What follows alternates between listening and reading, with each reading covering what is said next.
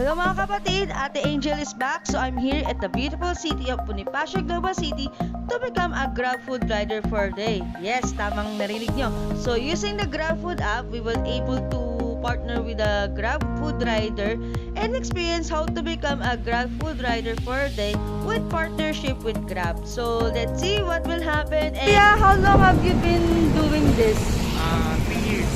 3 years ka na nag-Grab. So paano yung experience ng pagiging Grab driver? Okay naman po. Enjoy naman dahil kahit po sa pandemic, meron pa rin po kami trabaho, gano'n. Okay. Yung pag-deliver po, nakatulong tayo sa customers natin na may ibigay po yung mga hindi nila mapuntang lugar, hindi pa sila ma-expose sa naman. Alright. So ngayon, ano ba yung mga usually na dinideliver mo on a daily basis? Usually po, fast food, foreign food na lang ako ngayon, ma'am. Ayun po, milk teas, ganyan, pizza, donuts. Okay, so yun pala yung gagawin natin mamaya. So mamaya, pag may umorder ng mga food, so pupunta tayo sa store mamaya and then we're going to deliver it sa kanila. So Marvin Ignacio has been one of the Grab riders na nag-work na kay Grab Food for almost 2 years or so. So talagang ginagawa niya usually is to deliver food via Grab Food. Pero right now, because nasa BGC kami, what we're doing is that we're doing it on foot instead of motor. So yun, yung usually ginagawa ng mga Grab rider pag walang orders, paano lumilibot lang sila. Talagang chumachamba lang sila ng order. So kami, ni Kuya, ginagawa namin ngayon, naglilibot-libot lang kami. And then, yun, naghihintay kami na may mag-book sa aming, app. So, hopefully, meron tayong ma-bless na customer. Oo, hopefully, may ma-book kami ngayon kasi it's already 1 p.m. So, bali, Kuya, whole day itong work mo?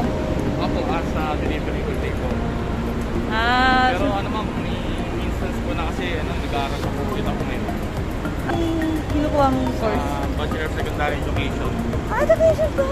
Okay. So, anong major mo? English. English ang school? Sa St. Clair College of Caloocan. So, all the way from Caloocan, napunta ka dito sa BGC. Yes. Okay. Balik taga-Bulacan pa po ako, ma'am. Bulacan pa. So, mas malayo pa dito. Kumusta naman ang biyahe? Okay naman po. Kaya minsan kailangan namin lumayo o may maghanap ng lugar na talagang mataas yung demand ng booking.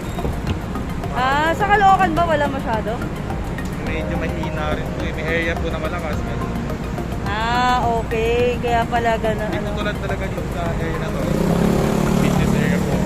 Marami talagang customer. Dito talaga marami. So, kaya pala lumuluwas ka pa from the way from Caloocan or Bulacan papunta dito. As we stroll around BGC, doon ko lang nalaman na si Kuya Marvin pala is yung rider ng infamous na Lugaw is Essential na viral video kung saan nagkaroon siya ng issue with the other official barangay. Yan pala guys, so ito pala si Kuya, siya pala yung na-feature dun sa nag-viral na Lugaw is Essential. So parang ito naman kung anong nangyari talaga ng time na yun. Ngayon po, isa na lang siya this March 31 ng madaling araw. Pipick up po sana ako ng Lugaw dun sa Lugaw, Pilipinas sa Bulacan, sa San Del Monte, Bulacan. Then yun, meron na itong mga barangay official, mga barangay datot na pinapauwi kami, pinapaalis kami, pinapasarado yung merchant dahil hindi daw allowed mag-operate ng ganong oras dahil daw curfew hours na, then hindi daw kami allowed na mag-deliver. Okay. Then ayun po, although alam ko naman po yung yung rights na merong allowed kami mag-deliver, pati yung merchant allowed mag-open 24 hours dahil meron silang delivery. Yun, sumunod na lang din po kami dun sa in-implement nilang batas para maiwasan na yung mga pulo. Okay, so paano nangyari na nagkaroon kayo ng encounter wherein nasabi nga doon kayo kung essential ba yung lugaw? Kasi di ba parang common sense bilang pagkain yun, dapat talaga pinapadaan kayo eh. Pero ano ba nangyari? Bakit hindi kayo napadaan doon? Ayun po, bali nung binasa niya po yung hawak niyang papel, nung makita niyo sa video, binanggit niya po doon kung ano yung mga allowed lang na i-deliver sa oras ng ganong oras. Binanggit niya yung food, yung milk, groceries kaya. Pero yung lugaw na dala ko noon, sinabi ko po sa kanya, ma'am, di ba food din po yung lugaw? Doon niya sinabi na hindi daw essential yung lugaw, na bubuhay daw yung tao kahit hindi kumain ng lugaw. Yun nga eh. Ayun.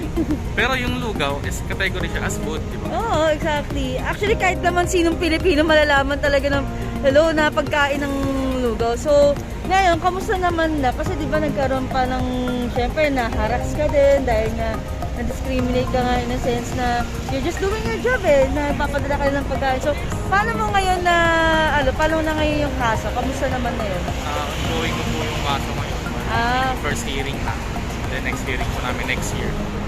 Okay, so, kumbaga, hinihiring pa rin yung kaso. So, sabihin, nandyan pa rin, on the office pa rin yung mga officials. Bali, ang nangyari po kasi pagdating po dun sa hearing po, tinanggi po nila lahat ma'am na hindi daw nila ginawa yung mga bagay na nasa video. Tinanggi na nila, may ebidensya na nga, may video na nga. Tapos ang pinakano pa nga po doon, nag-public apology na sila.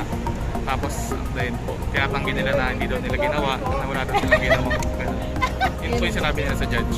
Yun lang. So, kumbaga, parang their words against yours na yun nangyayari ngayon. And since may ebidensya naman na may video, so actually nag-viral ka kuya. Thank you so much. Kasi dahil sa iyo naging essential na ang lugaw para sa amin. So, kumbaga na-appreciate namin ang lugaw, naging essential ang lugaw dahil sa iyo kuya. So, right now, anong tulong naman ang ginagawa ni Grab para sa iyo? Ngayon po, yung during po nung bago pa lang yung issue, nagbigay naman po ng tulong si Grab. Good thing din na parang despite of the issue, you still continue working. Guys, nag-aaral pa rin siya, di ba? Tapos ngayon, you're training for Philippine Army? As reservist po sa Philippine Army. Reservist, so kumbaga, grabe no? Sa sobrang dami ginagawa ni Kuya, he's still able to manage yung time niya and able to work para sa Grab. So talagang nakakasaludo talaga yung mga front riders ulit ni Kuya, sobrang galing. Next time check is 1 PM. So kami ni Kuya naglilibot pa rin kami sa beautiful place ng BGC para makahanap ng maghintay para someone to book for us. So grabe pala ginagawa ng mga Grab riders to, talagang kung wala talagang mabubuk or walang so talagang maglilibot sila, maghahanap sila ng place para may mabook sila kasi knowing na minsan talagang tsamba-tsambahan, hindi lahat ng tao ay nabubuk din because naka-open na yung dining ng mga restaurants eh. So, nakakalabas na. So, for now, yung demand ng ating mga riders medyo hindi na siya the same as nung lockdowns pa. So, ngayon, lilibot-libot pa rin kami. Hopefully, we're able to have at least kahit 2 booking for today. Pagod ka ba kuya? Kaya pa? Yan. Sanay naman kayo. Sanay na. So ako naman sanay sa lakad. Yan, so let's see. Tingnan natin kung may mabubuk pa tayo ulit. May nabook na kayo? Saan kayo nagbubuk? May nabook kami sa Dintay po.